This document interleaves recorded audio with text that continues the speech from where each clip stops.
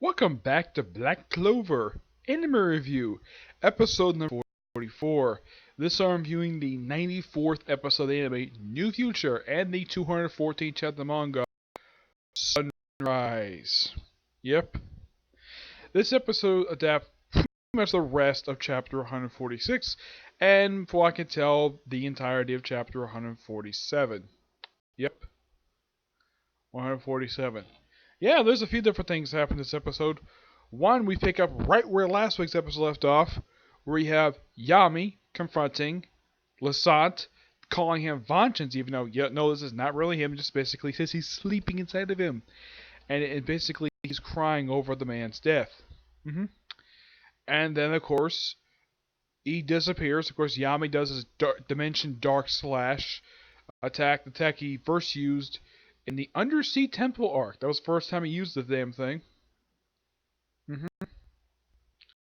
Yep, this is actually the third time he's actually in the series. The second time he actually did it, believe it or not, was actually during the Grand Festival arc. That was the last time he used it, though he was about to use it, but he was stopped by the Wizard King himself. Because if you use it on different, let's say, on different magical knight captain, it would leave a hole in the fence for the kingdom. And of course, well, there's also a brief flashback of how Julius, basically, he's the Wizard King, when he first met Yami, and basically he's the one who actually gave him a lot of respect. And we see also he taught him how to write. And he says he was like a kid, and if you look at him, basically the way he looks in the past and present day, I think the only difference is they put on a lot of muscle during that period of time, and the fact grew facial hair. He says he's 28, which I'm like, okay. Asha's basically his sword master is also 28 as well. So does that mean that when Yami first met Julius, I mean, it's implied they know each other for a long time. It's implied possibly 10 years. The way Yami looks, he looks like about 18 at least 16 to 18 when he first met Julius, and basically he taught him how to write. Well, basically read and write, because he basically didn't know anything about that. And of course, he thanks Julius basically for everything he's done for him. And then Julius, well, before he passes, he tells Marks, he's Julius' assistant, tells him, go get Clive right away. Go get Clive now. And he goes like right away. And of course, he goes over there, flies over on his magic carpet. Yep. There's a magic carpet in the series. Why not? The series is full of wizards. Why not throw in a magic carpet as well? We also cut to basically a battle. One of the things, many other things happen in this episode. We have a battle taking place at the Iron Man's headquarters, where you have the current captain of the Crimson Alliance with Asha and Zora taking on the last member at the Third Eye, where it looks like she's beating the crap out of him, and at one point it looked like he's about to self-destruct, but Asha stops him just in time. And of course Asha and Zora figures out, Asha must have figured out though about the whole self-destruct thing, because they've seen the last couple members who did it. And of course Mega Lion basically gets mad, and of course he says some stuff basically how he wants to make a free kingdom. And Kumar comments like, he's an idiot, but he's not a liar. She doesn't beat him up for what he says. No, she actually believes him for what he says. That's the last I see of that, and until the end of the episode. And then we have, Lasat with three members. We see with him Sally, the Necromancer, and I don't remember who the other guy's name is. And he puts the stones in this tablet, which, by the way, they're actually they're right near the skeleton. It's right near Asha's home village of Hodge Village. And he's about to put the last stone in, basically thanks for the work, and then he starts to insult them. Yeah, they're actually very shocked the fact he's insulting them, based upon their appearance and their personality. And he puts the thing in.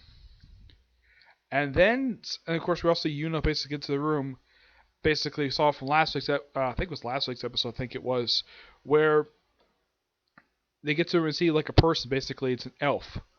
Yep, it's an elf. And then Lasat puts the last stone in, and then a white light happens, and then people start turning to elves. First, you see the member of the third eye turning to an elf. We see, and then the episode ends. You see the member of the third eye. He turns to an elf as well. And then the episode ends with a shocking cliffhanger.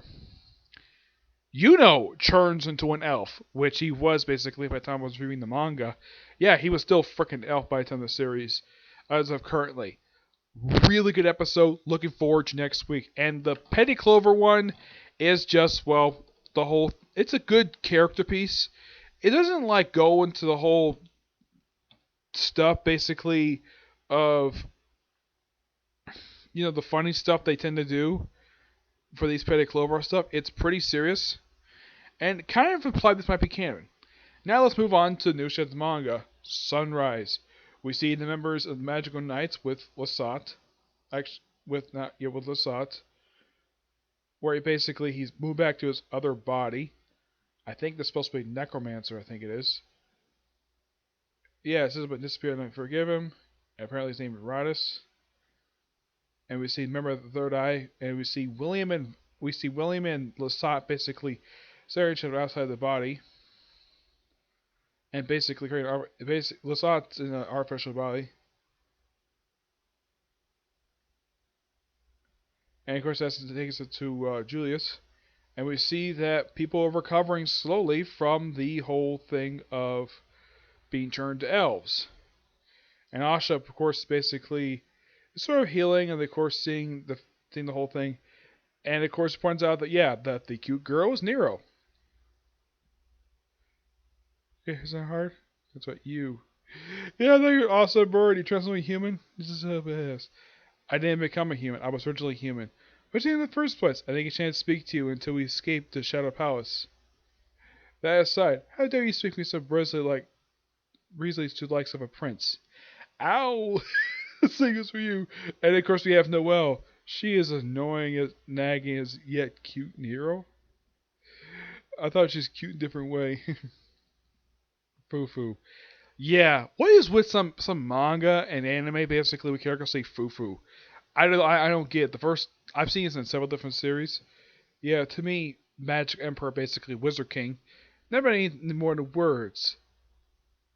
But I was told the idea when I strive to be passed on to your childhood friend even this era. And this is of course the first Wizard King basically talking. Which one of you become Magic Emperor, but Wizard King? The prince and you are different from different levels.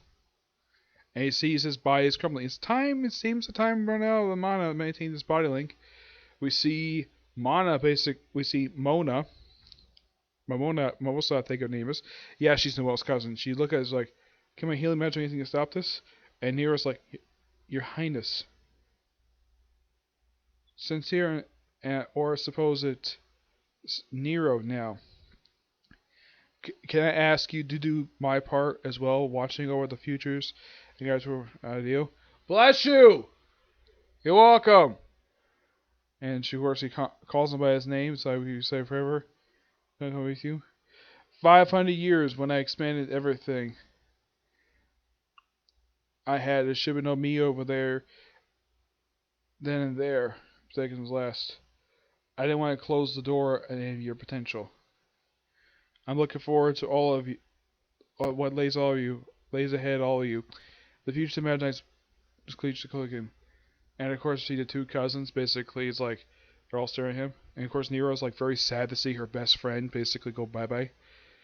And Yama's like, "What's going on here? Lord Julius's body is gone."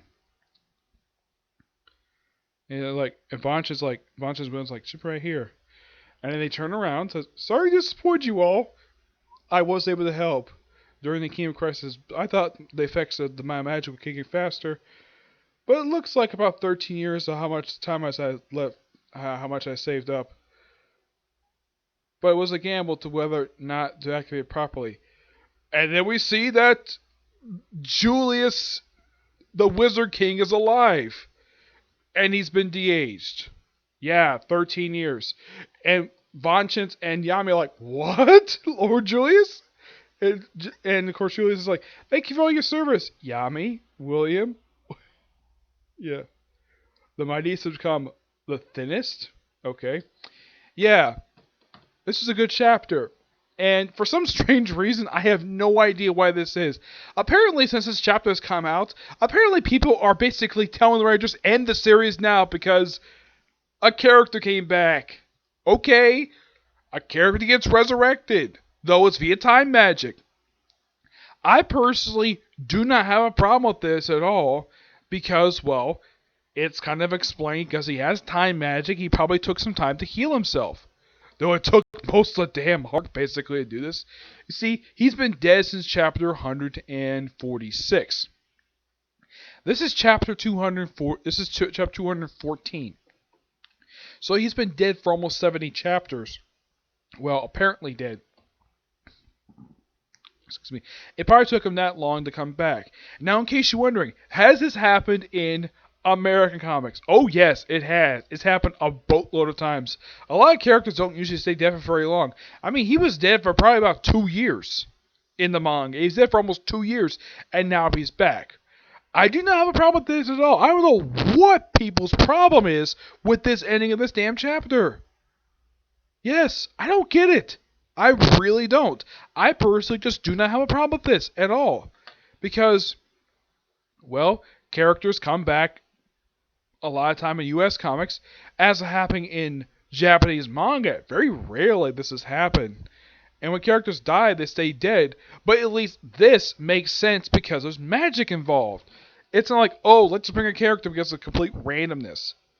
Yeah, but this is my personal theory, is that his time magic that he's been using the whole series, that he's been using slowly to heal himself. I mean, yes, it took about 2 years, basically, publication for him to do this. But he's fully healed, though, despite the fact he did de-age himself 13 years. But I do not have a problem with this at all.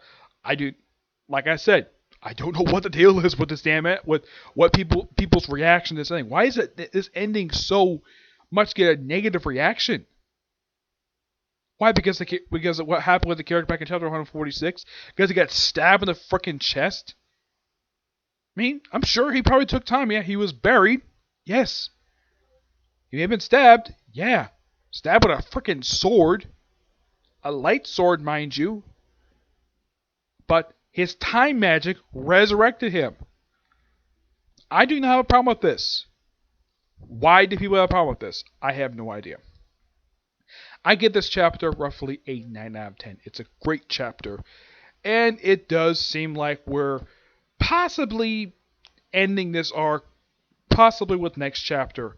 Yeah, I don't think the series is going to end. I don't think the writer's going to end anytime soon. I highly doubt it. So that's it for this particular review. Stay tuned. I have roughly one more video I do have a confirmed due today, and a review of the newest episode of Fairy Tail. Okay? But do you see you next review. Bye.